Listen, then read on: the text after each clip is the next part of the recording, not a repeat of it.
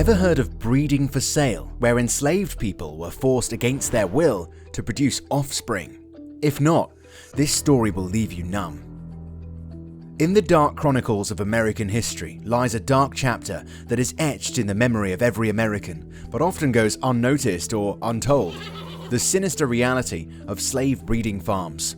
Hidden behind the mask of the cotton plantations and pursuit by greed for wealth, these despicable institutions served as breeding grounds for human beings, where the lives of enslaved men, women, and children were reduced to commodities.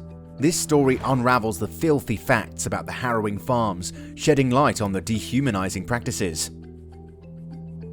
The roots of slave breeding farms can be traced back to the early days of American colonies, where the exploitation of human beings reached unimaginable depths.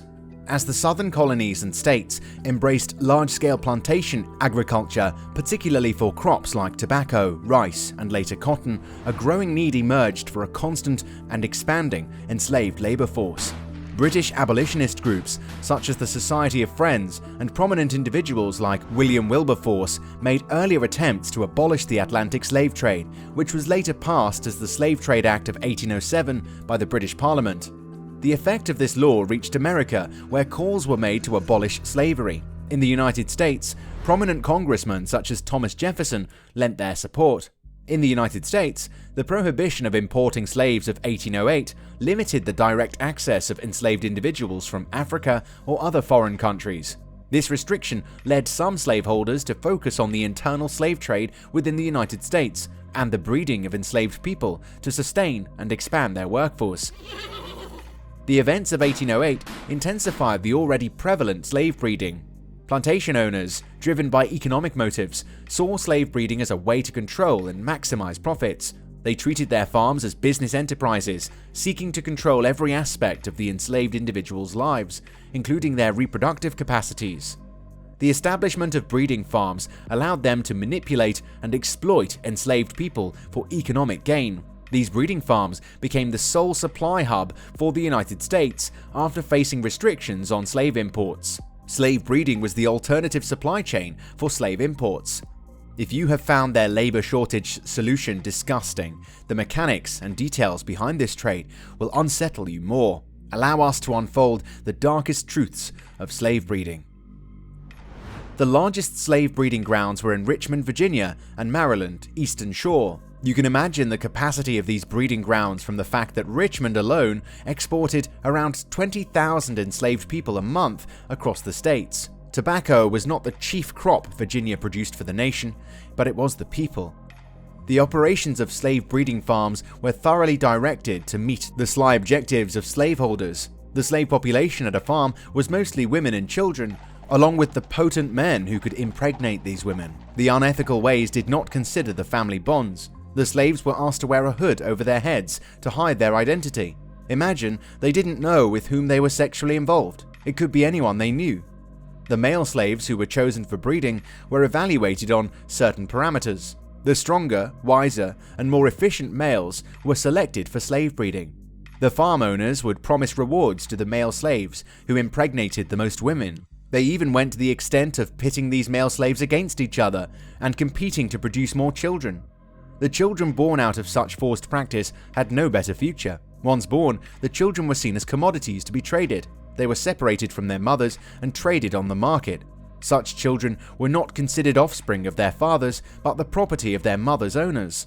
Government policies and laws also supported slave breeding. In the United States, the slave codes and legal systems in certain states reinforced and protected the rights of enslavers to engage in breeding practices. If you are wondering why the authorities supported slave breeding, you're about to know why. The profitability of slave breeding farms was directly tied to the supply and demand dynamics of the domestic slave trade. As the demand for enslaved labor increased in regions such as the Deep South, where large-scale agricultural plantations flourished, the need for a constant supply of enslaved individuals became critical. The farm owners employed breeding practices to produce offspring with desirable traits that would fetch higher prices in the market. The successful reproduction on slave breeding farms resulted in an increased inventory of enslaved individuals available for sale. Plantation owners sought to capitalize on the growth of their enslaved workforce by selling surplus individuals to other plantations, traders, or individuals in need of labor. The physical pain this ruthless trade inflicted on the slaves was not even close to what these people went through psychologically. Let us enlighten you about the psychological scars of slaves. Beyond the physical torment, the psychological toll inflicted upon the enslaved men, women, and children was immeasurable. These farms' operations tore apart families, destroyed personal freedom, and left lasting scars. One of the aspects was the deliberate destruction of familial bonds. The mothers experienced the aching pain of separation from their children. These separations shattered the fabric of family life. Fathers, too, endured the grief of witnessing their children forcibly taken away.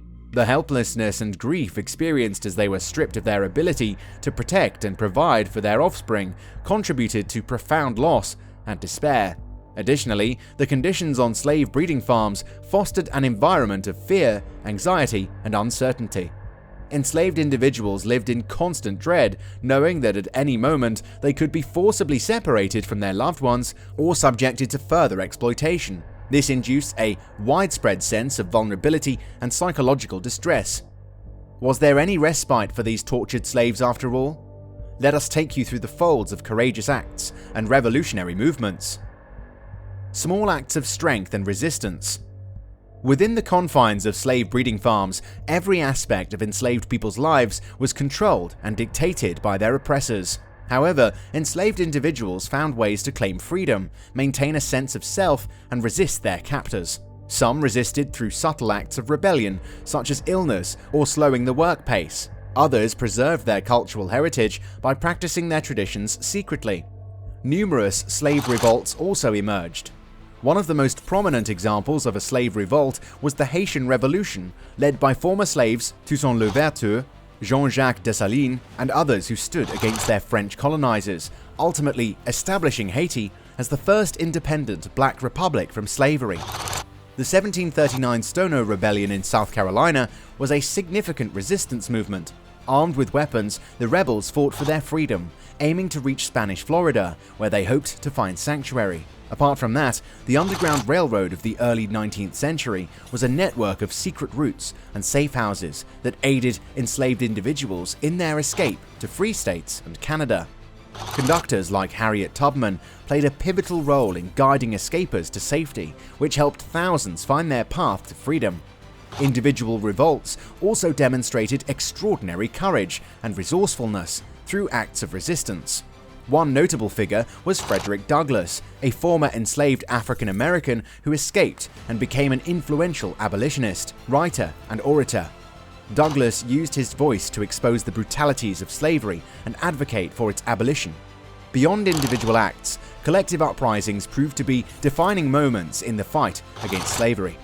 The Denmark Vesey Conspiracy, 1822, in Charleston, South Carolina, involved a planned revolt by many enslaved individuals. Although the plot was uncovered before it could be executed, it served as a testament to the determination of the enslaved population to challenge their oppressors. The road to a better future was full of roadblocks and struggles we cannot even imagine. This era was a dark chapter in the United States' history. The filth and cruelty that penetrated these breeding farms illuminate a dark aspect of human history that cannot be ignored or forgotten. These farms are reminders of the inhumanity that thrived under the impression of economic prosperity. The legacy of slavery still echoes in the present, reminding us of the long road to justice and the acknowledgement of the past to build a more equitable future. So, what do you think of this haunting nightmare a generation endured centuries ago? Is this high time to face uncomfortable truths to become a better human being? Share your thoughts in the comments and subscribe to our channel for more exciting stories from history. Until then, goodbye and take care.